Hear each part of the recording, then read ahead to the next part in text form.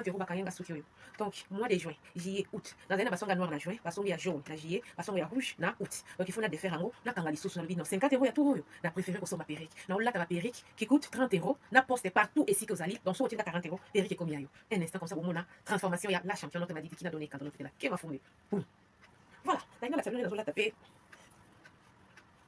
Pour le quoi basonga ezali, il faut nini makasi. Voilà, on a la sablon. Ben voilà, pour moi c'est plus que du pétrin. Voilà. Oyo, comme vous etoko, et là, 13 fois 4. Là, il y a pointi coin. Bon, mon donc, ici, quand vous faites 40 euros, il faut million la poste. Et comme le pas, donc, la péri coûte 30 euros, plus 10 euros à poste, pour la pièce, il sale 40. Voilà, si manango yango. Si vous avez donc, les amis, normal, et ça, la valeur, il y a 26 pouces. On a battu la péri. Donc, voilà, vous commandez, les péri vaut à 30 euros. 10 euros, ils ont livraison partout ici au Fandak. Au Fandak, en Suède, ça va coûter moins de 10 euros. Donc, il y a 40 euros aux 8 perruques. Oh, yo, ça, il y a bamboula, na bamboula. Na la qui nos cheveux à 50 euros. Ou il fait un mois, il faut na fongolango. Donc, nous allons apprendre à être des économistes. Tout yo. Souki, exact. Tout bon, ma perruque. Oh, il est toko, il bosso, na sima rasta, na kanga, donc tu as des photos. Suivez. 30 euros la perruque, plus 10 euros livraison partout dans le monde ici, vous allez. Modèle Oyango. Les bosso, maboko, na sima, ils rasta. Donc, voilà. Retour à l'authenticité. Femme noire, femme africaine. Waouh, c'est du pétrin. Souci marron, marron, couleur marron. Donc si vous allez bien, bon mon ils sont mon que couleur est marron. Voilà, waouh, comme je suis belle. C'est à 30 euros, plus 10 euros à livraison, ça 40 euros. Avec 40 euros, perruque et comme million d'andako. Passez vos commandes. Oh, il y a marron, je suis mais il y a couleur 30 euros. Plus 10 euros à livraison partout dans le monde ici, les allez perruque et comme million. Passez vos commandes. Femme noire, femme africaine, il y a vite fait. Attends, vous pépé donc vous autres donc c'est effet naturel. Effet naturel. Passez vos commandes. 50 euros bakayanga suki oyo. Donc mois de juin, juillet, août. Dans un basonga noir na juin, basonga jaune na juillet, basonga rouge na août. Donc il faut na défaire en haut, na kanga lisusu na non 50 euros ya tout oyo. Na préféré ko soma perruque. Na on la ta perruque qui coûte 30 euros, na poste partout ici que vous allez dans son hôtel 40 euros, perruque comme yayo. Un instant comme ça pour mon transformation ya la championne notre m'a dit qui n'a donné quand on a fait la kema fumé. Boum. Voilà, là la sablon dans la taper. Pour le quoi basonga ezali, il faut nini makasi. Voilà, on a la sablon. Ben voilà, pour moi c'est plus que du pétrin. Voilà. Oyo, comme vous etoko, et là, 13 fois 4. Là, il y a pointi coin. Bon, mon yango. Donc, ici, quand vous faites 40 euros, il faut million la poste. Et comme le pas, donc, la péri coûte 30 euros, plus 10 euros à poste, pour la pièce, il sale 40. Voilà, si manango yango.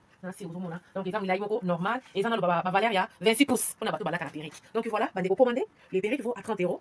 10 euros, ils ont livraison partout ici au Fandak. Au Fandak, en Suède, ça va coûter moins de 10 euros. Donc, il y a 40 euros aux 8 perruques. Oh, yo, ça, il y a bamboula, na bamboula. Na la qui nos cheveux à 50 euros. Ou il fait un mois, il faut na fongolango. Donc, nous allons apprendre à être des économistes. Tout yo. Souki, exact. Tout bon, ma perruque. Oh, il est toko, il bosso, na sima rasta, na kanga, donc tu as des photos. Suivez. 30 euros la perruque, plus 10 euros livraison partout dans le monde ici, vous allez. Modèle Oyango. Les bosso, maboko, na sima, ils rasta. Donc, voilà. Retour à l'authenticité. Femme noire, femme africaine. Waouh, c'est du pétrin.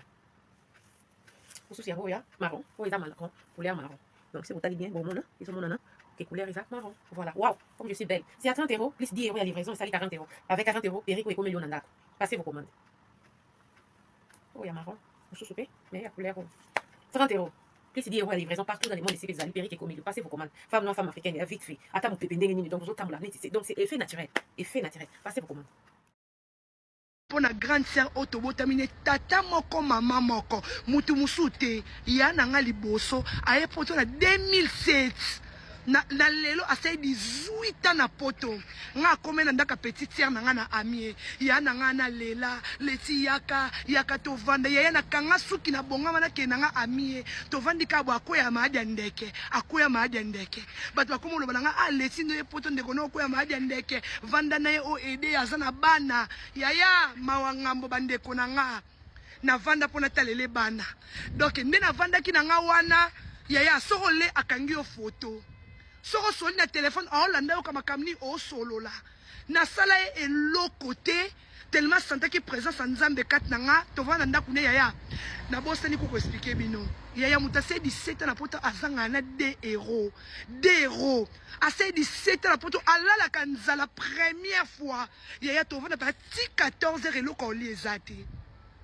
tellement ngana yaki na mbongo na maboko na kokanga mutima to bona bi chimita 50 euros yango to lukata ngombe eloko to lia yeso kazwi mbongo neka ya kafi ya bane koti abandi ko lambela mibali abandi ko benga mibali ba olaleka na kata ndaku na ye abandi ko benga mibali yaya azana moi petit garçon et un problème fala ki chimita abuka mabolongo nzamba okele mawa yaya asalinga boina ndakune na yaki pona aider ye maman na biso abota biso aboti chimita aza ana poto chimita on maltraité maman wana olinga talalisa maman pembe na wese tokoki te baye kolongola maman na ndakune l'hôpital maman linga bimo hôpital abenga kanga téléphone na ndakuna ngate 18 na poto yaya azata na kitsa malonga na ndaku te so koti ndaka grande sœur na ngeza loko koti na deuxième monde et puis alumbaka solo munoko solo asala ba 2 jours à chocolat chimita ngana ebisa ko na TikTok es no keno molo molo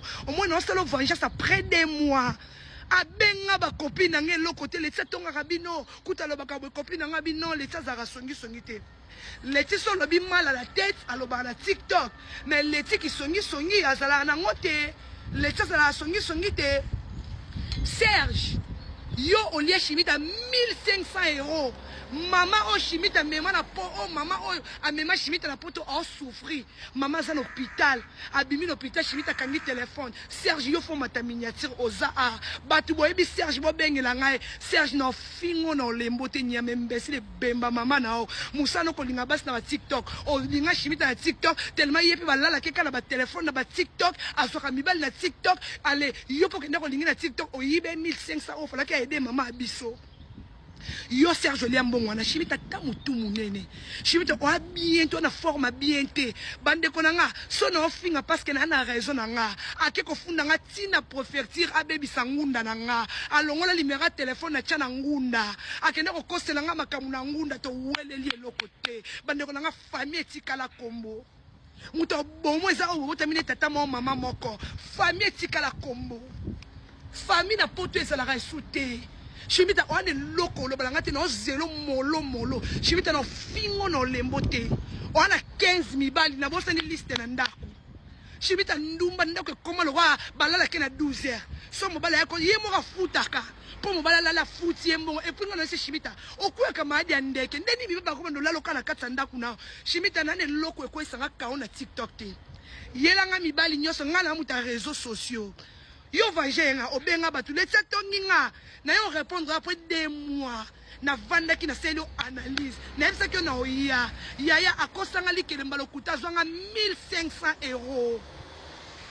Kiyo na libumu na otozo le reste mbongo etikalaki lelo et pas makangu na e nde ko pesanga ndambo mbongo etikalaki ok likelembeze ya lokuta zene lokote mwana mama na ngande ko na ngale 100 qui circule mutasalinga makambwana azimbongo nanga akefuta mibali azimbongo nanga alambeli mibali azimbongo nanga akekansela bane suki nasenga mbongo nanga komi problème abenga ninga na katsa ndako na epona osenga mbongo nanga banda ko benga batu letia tonga kabino letia sala ka boshimita munoko solo shimita taba pake shimita no ngima bemi no mabukana yo no so dépression na poto ngana ali boma koleko shimita tala fio soif balala ke na divan na miso abana asala ke loko ta ko ka musala te ali akambonga kaf akena ata prière tenza mabikisa mwana na programa mutu akena ka prière ta na posa mwana zala ka bongo po ya ka nembonga kaf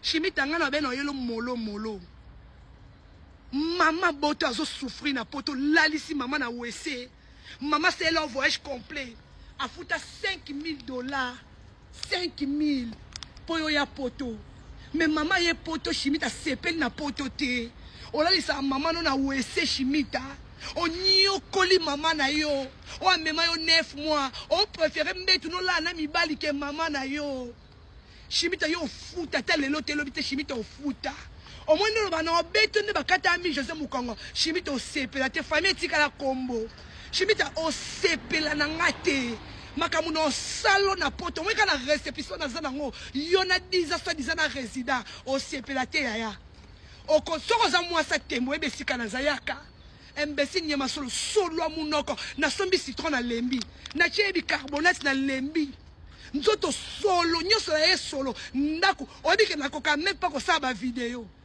ndako loko monde ténèbres ata de lamba malonga te na kuta ata perike ezate chimita 17 ans na poto oza résident na mukando koka ko sala te ovano ko pesa mibali mbongo chimita ata mutu munene mino mabukana nzoto solo mapeka na ozela bino chimita na ozelo ya Serge yo kota miniature na bandi na yo na suka na bana na yo Serge omiyoka ana TikTok oza lokwa na live no premier épisode lobby na live na 19h chimita yoka. Bonsoir la famille. Naïe aussi la vidéo oh ils ont vraiment ma petite n'a été mais je suis obligée na ça la vidéo oh par rapport à l'ékinanga moi na maman na ngande konanga à ça il a vidéo même comme à lobby ils ont tout faux et archi faux ndeko auto ya poto sika ça fait 2 mois au moins auto ya a combien na poto combien na ndako na nganga mbaki na za na ndako na vana na bana ngai tant na yambi to vandi ndeko na biska auto ki da ngola asa fi ngola aza mwasa libala abala ndebino so bo mona sala mariage na mobali mais ko ya na poto awa aina mobali musu ya mwana mukie garçon moya ba 90 baye ko komela na ndako nanga nandima ki au début mais après na supporta ki soute parce que bo eskizenga eza ba petite nanga ite bazo lala ye na salon awa na ndako nanga nga na na chambre bazo lala e awa nga na nga femme seule na bana nga mibale na obokola na vie na nga na mena na ndenge nanga bazo lala na supporter ba choc wana te yango moni na yebise ke maman en tout cas boye simba te malamu muda mta changer nzela na ye ndo moni ayo sela nga vidéo naza ndumba te naza bana nga mibale na bota j'ai une fille de 13 ans un garçon de 7 ans donc eza vie na nga ite ya kindumba leti na okelio ma poto na problème en loba oyebo loba ta français te oyebo komata bonjour te oza kizengi ya mitala na ko ya déjà oza fille ya moyibi yuna mobali no Mamadou na ngunda na ndongo bwaka na ofra mobali no Mamadou boyiba bana na Afrique oyibi yango bien petite sœur ke bosa la trafic ya bana okimia pona trafic e mabe yango kim donc problème o ebomi biso na boyi na nga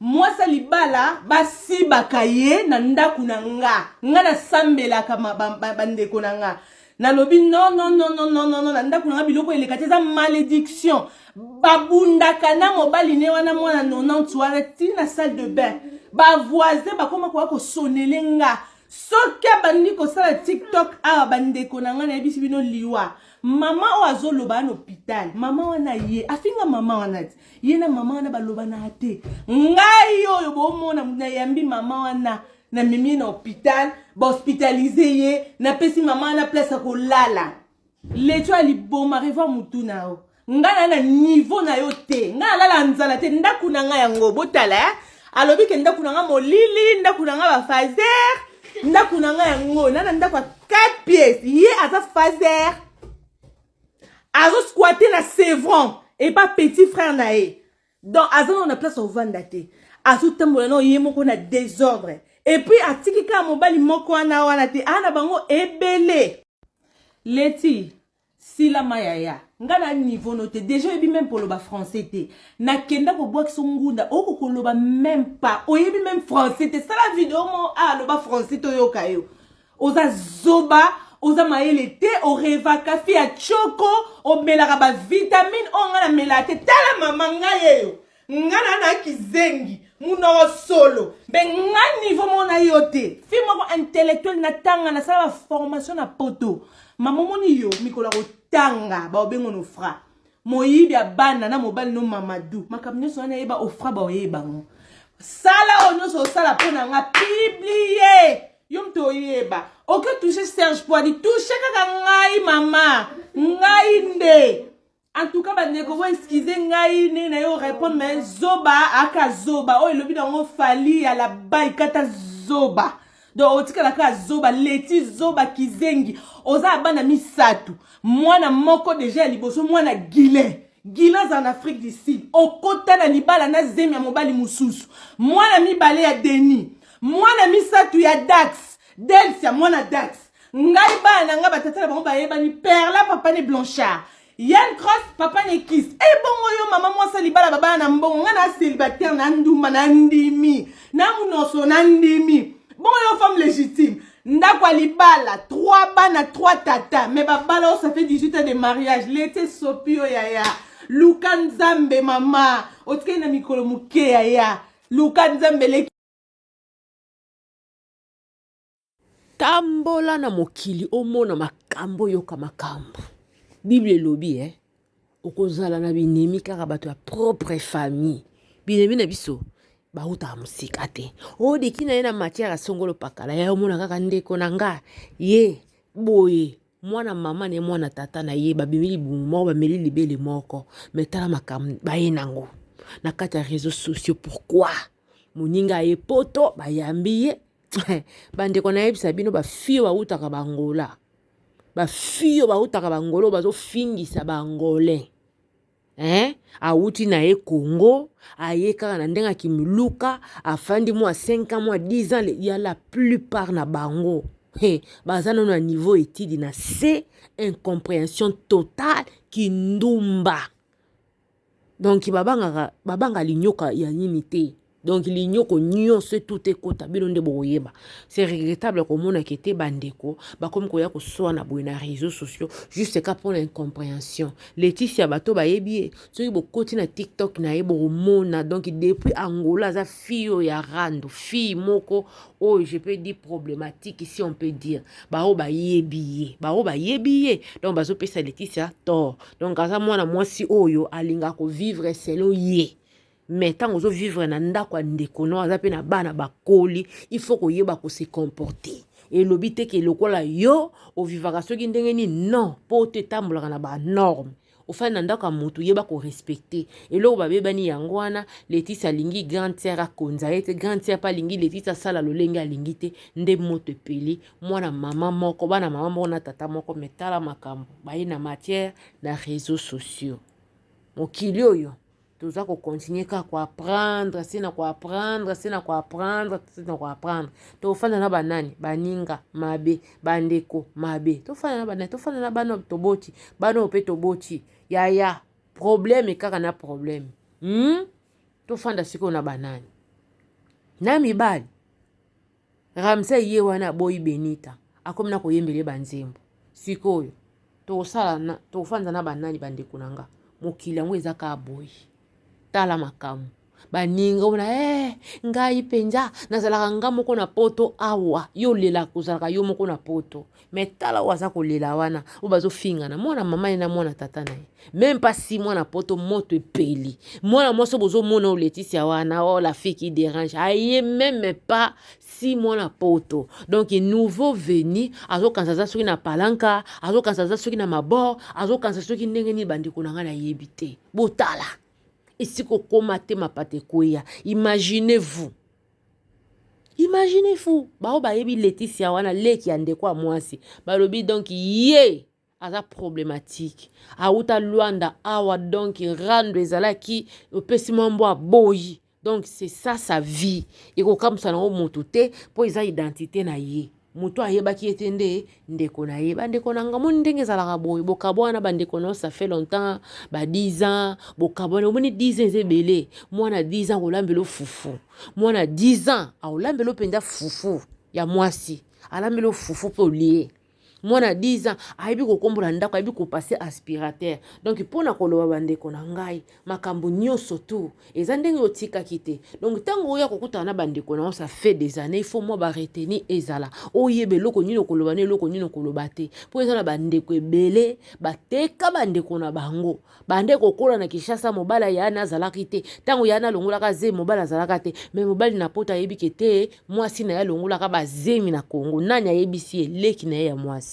Donc il faut faire trop attention mokili oyo soki Yesu batekaki pa Judas donc attends-toi aussi que tu peux être trahi na ni ami proche ou bien membre ya famille na yo donc c'est un peu ça mokili makambo mokili tambo na mokili okota mayandi na fandi na bitete ba champion na ngai il faut ba mona makambo yo bisous les soirs à ce soir.